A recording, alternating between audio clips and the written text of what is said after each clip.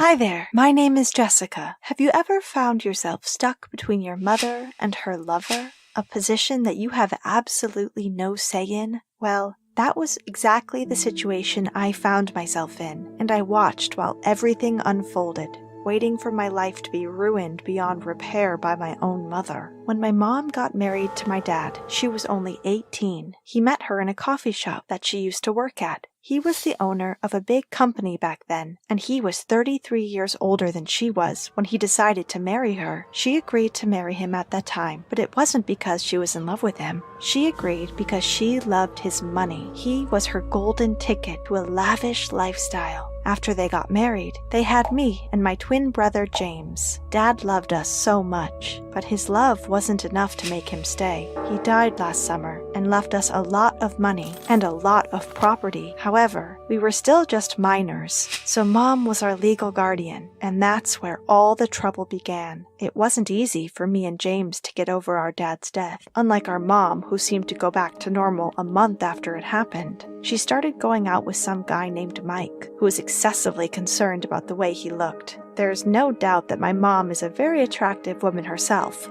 but I knew for sure that Mike wasn't attracted to her, but rather to something else. At first, their dates were normal. I mean, they went to luxurious restaurants and fancy bars, but little by little, I began to notice that there was something that didn't seem right. One day, she invited him to have dinner with us so that he could meet me and James. It was the first time for him to visit our house. From the moment he set foot in our house, his eyes wandered around, taking every single thing in, and he seemed in awe at everything he saw. While we were having dinner, he looked at me and James and said, "You must be some very lucky kids to live in such a lavish house and to have all this money." He pretty much only spoke about money, and there wasn't even a spark between him and my mom. I mean, he barely even looked at her in the eyes. After that date, Mom started to look frustrated every time she spoke to Mike on the phone. I used to hear him scream at her on the phone, even when I was all the way up in my room. And after every argument they had, he always threatened to leave her. Mom was very committed to him and didn't want to lose him. After my dad's death, she thought that there weren't many men who would want to be with her, so she wanted Mike to stay with her no matter the cost. And that was exactly what happened. Mike stayed,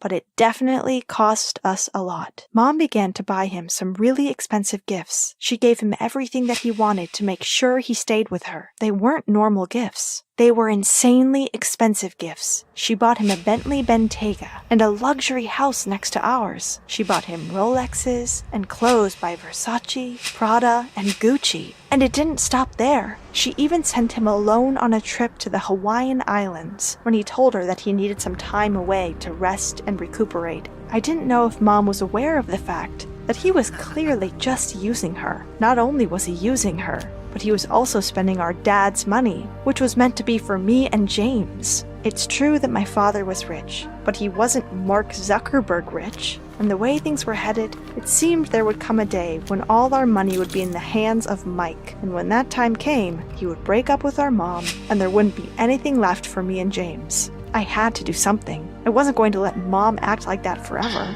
But before I got the chance to take any action, it appeared that God had saved us all. On that vacation that Mike wanted to spend alone in Hawaii, Mom decided to surprise him. So she traveled to Hawaii 2 days later, and you won't believe what she discovered. Well, you might be able to guess. She found out that Mike wasn't taking some time to rest as he said he would be. It turned out that he'd traveled to Hawaii to enjoy a nice vacation with his girlfriend on our money. She caught him cheating, and she came back to us brokenhearted. It was pretty stupid of my mom to fall for someone like Mike, but at least now I can say that she learned a valuable lesson. We definitely lost a fair amount of our dad's fortune that he'd left us, but there was still enough left for me and James to live a good life and to be able to secure our future, and Mom's too. What did you think of my story? Please share your comments, and don't forget to like this video and subscribe to our channel. Hello, I am Patty, and a few months ago, I discovered the horrifying truth about my biological parents that my adoptive parents had kept hidden from me for all these years. That was the biggest shock of my life.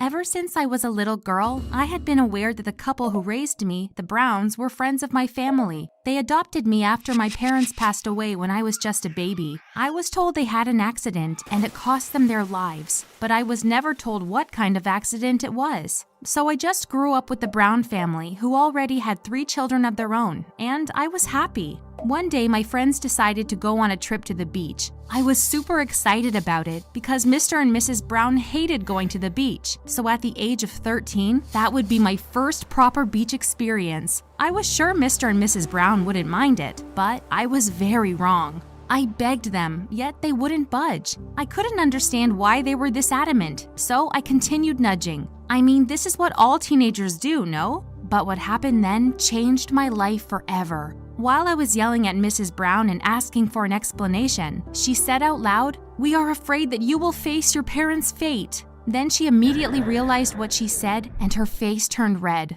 I was so confused and asked for the whole story while I was crying. That's when Mr. Brown asked me to calm down and started telling me the whole story. He said that my parents went on fishing trips regularly, and on the day of the accident, they'd seen on the news that a storm might hit the area, so they decided to cancel the trip. However, their friends who were supposed to go with them convinced them that there was no need to worry that much because they'd stay close to land. My parents agreed and left me at our friend's family house with their older children, and the 2 couples went on their trip. However, the trip didn't go to plan. It wasn't a pleasant adventure at all. They lost control of the fishing ship, and it was dragged way out into the ocean by the strong current. Each couple got on one of the rescue boats that were attached to the boat. But unfortunately, one of them was broken, and it was foggy and stormy, so when they started asking for help, their friends on the other boat couldn't reach them or help them in any way. And just like that, the bodies of my parents were found there the next day, and the cause of their death was stated as drowning. As Mr. Brown told me what had happened, I started to cry. I thought about how my parents must have been feeling while they were stuck out there, waiting for help. Help that never came. And then I couldn't stop crying. They must have been so terrified. I then yelled at Mr. Brown and asked, "Who was with my parents on that boat? Who were these people?" Mr. Brown looked at me and then answered in a broken voice, "It was us." I froze. I couldn't grasp any of that. I ran to my room and didn't leave it for days. I didn't want to see or hear anyone. All I wanted was to be by myself and think of my poor parents. Almost half a year has passed since I discovered the truth. Mr. and Mrs. Brown told me over and over again that they tried to save my parents, but couldn't, and that it was their guilt that had kept them from telling me the truth. Over time, my relationship with Mr. and Mrs. Brown has gotten better, but I am still unable to forgive them fully. What do you think of my story? Please share your opinions, and don't forget to like the video and subscribe to our channel.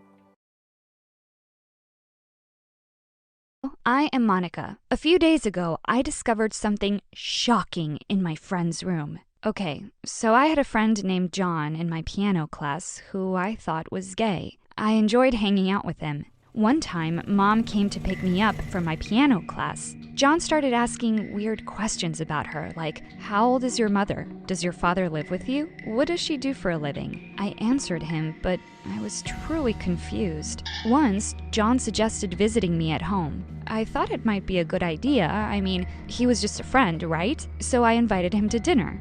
There was something in the air that didn't feel right. John and Mom were so engaged in their conversation that it felt like I was nothing but another piece of furniture in the room or something. When the evening was finally over, I thanked God for that. But the story was far from over. John started to regularly visit me at home with and without occasion, and he would engage in exceptionally long conversations with Mom every single time. It was really frustrating. From Mom's side, she thought that John was a little weird, but also that he was a polite kid. The next time he wanted to visit me, I suggested visiting his house instead. He looked uneasy at my suggestion, but he agreed. In his room, I noticed something odd. The walls were covered in posters of old ladies in short skirts. John went outside for a minute to bring us something to eat, and my curiosity pressed me to look into his closet to explore what might be in a gay guy's room. But what I found was nothing short of astonishing. His closet was full of women's panties, and not any panties. They were my mother's. I had absolutely no doubt about it. They were hers. When he returned to the room, I told him I had an urgent matter back home. I apologized and left his place with 1,000 questions in my mind. It couldn't be that my mother left those panties at his place. Mom was madly in love with my dad, and she would never cheat on him, especially not with a boy who was almost the same age as her own daughter. And like I said, she thought he was weird. I rushed back home and went straight to my mother, asking her if she'd noticed anything missing lately. And guess what? She told me that she didn't know where her panties were vanishing to. What was going on? Did this mean John liked my mom? It made perfect sense. If John wasn't gay nor attracted to girls my age, it was more than likely that he was into older women, like my mother. That also explained the posters on the walls of his room. How dare he think about my mom in that way? She was my mother, and she was a married woman. He'd used me to get to her. I couldn't control myself, so I went to his house. When he opened the door, his whole family was there, gathered at the table. I didn't care. The only thing I cared about at the time was yelling in his face for what he'd done. I pointed my finger at him and shouted about everything I knew. I concluded with, "I know that you are obsessed with my mother and that you took every chance to get into my house to be close to her." Before I knew it, John was lying on the ground motionless. I'd barely finished my last sentence, and his mom started screaming at the top of her lungs. His dad called an ambulance, which carried him to the hospital. I later learned that John had a breathing condition, and that when I faced him with the truth that he'd carefully hidden from everybody, especially his parents, he couldn't stand it and passed out. I don't know what to feel. I wish him a speedy recovery, but I don't regret what I did. Tell me what you think in the comments.